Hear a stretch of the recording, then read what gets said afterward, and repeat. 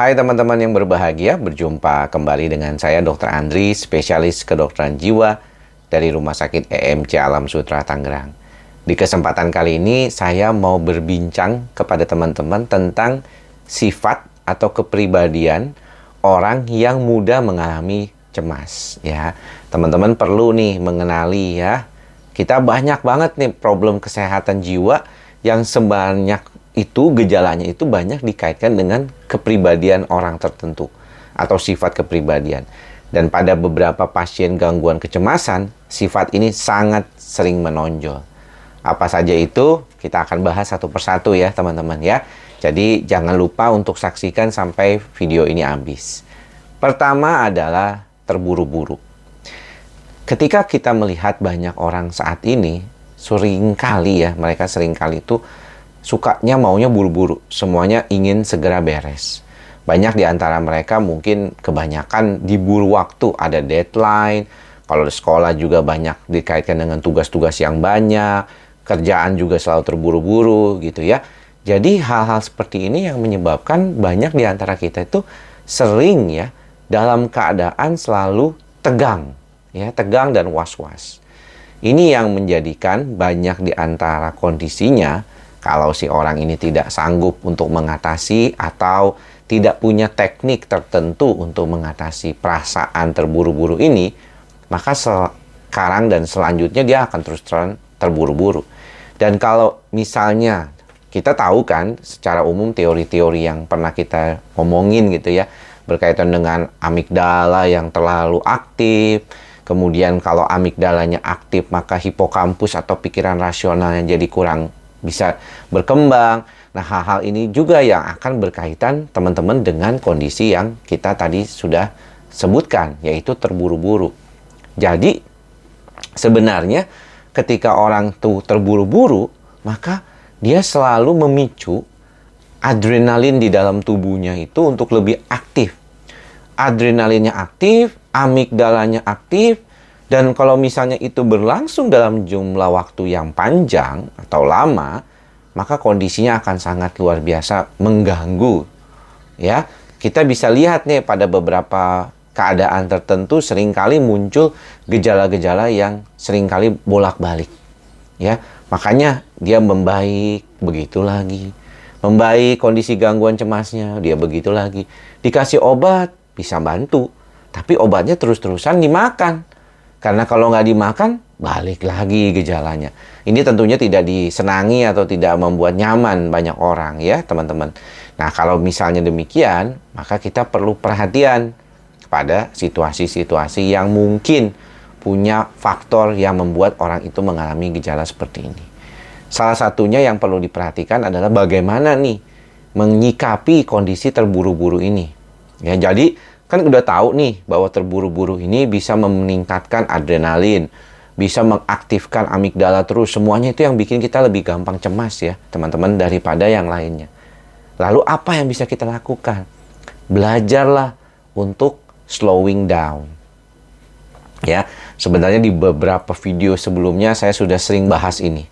Tapi ini mudah-mudahan buat teman-teman yang baru. Karena banyak sekali penonton-penonton baru nih yang baru pertama kali nonton ini, atau dari sharing orang, atau dari featuring dari YouTube-nya sendiri, dan mungkin baru mendengar gitu kondisi bahwa slowing down itu bisa membantu kita mengurangi kecemasan kita. Nah, bagaimana prinsipnya dari slowing down? Tentu sebenarnya memperoleh kondisi tersebut juga perlu latihan. Karena memang terus terang banyak di antara kita yang hidupnya penuh dengan banyak kerjaan. Sehingga istilah multitasking banyak tuh diberikan kepada kita ya. Seolah-olah kayaknya multitasking itu menjadi sesuatu yang wajar di kondisi sekarang. Padahal sebenarnya multitasking itu malah bisa membuat kita makin cemas, teman-teman. Jadi menarik nih teman-teman ya, kalau kita berbicara tentang multitasking. Bukannya malah membantu, malah membuat kita makin cemas. Nah, kalau kita berbicara tentang hal tersebut, maka yang paling penting yang harus diutamakan adalah how to handle gitu. Bagaimana nih nge-handle-nya? Supaya kita nggak terlalu jadi terburu-buru, karena udah terlanjur susah nih. banyak tugas, ada deadline, kerjaan juga banyak, ya mengambil pekerjaan yang lain kadang-kadang. Jadi gimana dong supaya lebih baik? Nah, untuk itu kita harus belajar untuk fokus akhirnya. Ya, dari yang tadinya kita harapkan tidak terburu-buru, setelah itu kita tahu mungkin kita belajar untuk tidak terlalu banyak mengfokuskan pikiran kita pada hal-hal yang nggak perlu.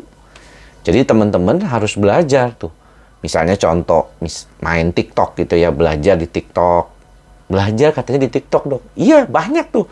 Ya, saya juga banyak belajar hal baru sebenarnya di TikTok. Tetapi ingat, video-video pendek seperti itu bisa bikin kita tuh time span-nya itu jadi lebih banyak gitu ya.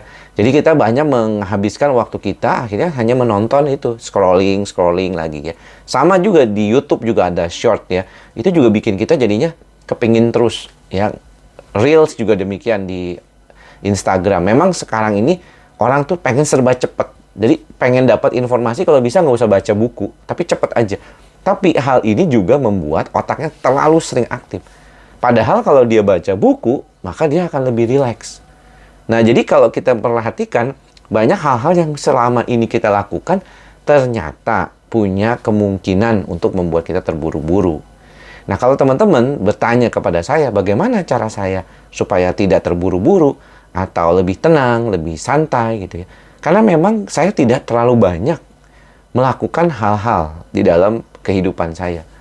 Ya, selain praktek, ya, kemudian juga mengantar anak sekolah, urusan rumah tangga seperti itu. Kemudian juga membuat video YouTube ya, kadang-kadang kalau di saat senggang gitu ya, dan ini juga tidak memerlukan waktu lama karena saya tidak ada tim editor, jadi semuanya saya bikin sendiri aja.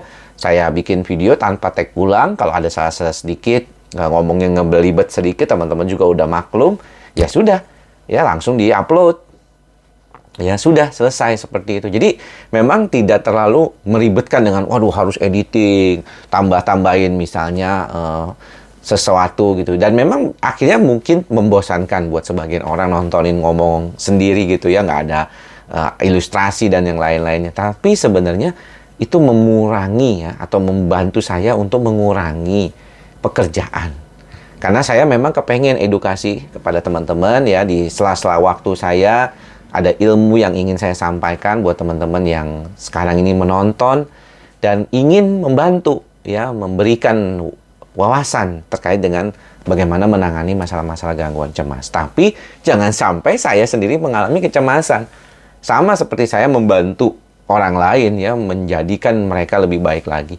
Tapi tentunya saya juga harus membantu diri saya sendiri dulu sebelum saya membantu orang lain. Dan inilah salah satu yang paling penting ya, love yourself ini penting banget karena kondisi ini sebenarnya yang paling dipahami oleh diri kita.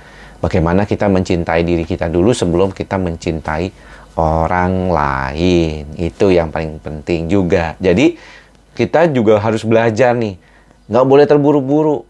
Nggak boleh terlalu banyak melakukan tugas-tugas yang nggak perlu. Nggak boleh memaksa diri kita untuk melakukan hal-hal yang kita di luar kekuasaan kita. Tapi kalau dipaksa dong, berarti kita mesti harus cari cara gimana ngademinnya.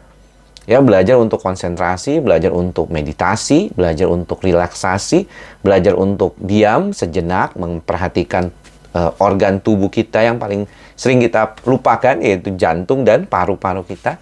Perhatikan dengan baik-baik, ya, pelan-pelan kita mencoba mengarahkan pikiran kita. Itu juga cara untuk belajar untuk tidak terburu-buru. Jadi sebenarnya banyak sekali hal-hal yang bisa kita pelajari.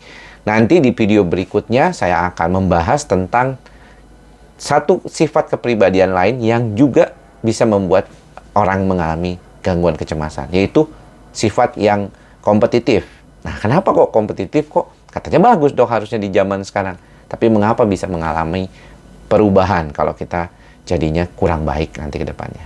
Mudah-mudahan bisa bermanfaat ya buat teman-teman. Semoga kita tetap belajar untuk tetap ikhlas, sabar, dan sadar. Itu mantra kita bersama ya. Mantra yang kita harus ulang, tapi juga kita harus lakukan dengan baik. Semoga semua makhluk berbahagia. Sampai bertemu lagi di lain kesempatan. Semoga kita berbahagia. Salam sehat jiwa. Bye-bye.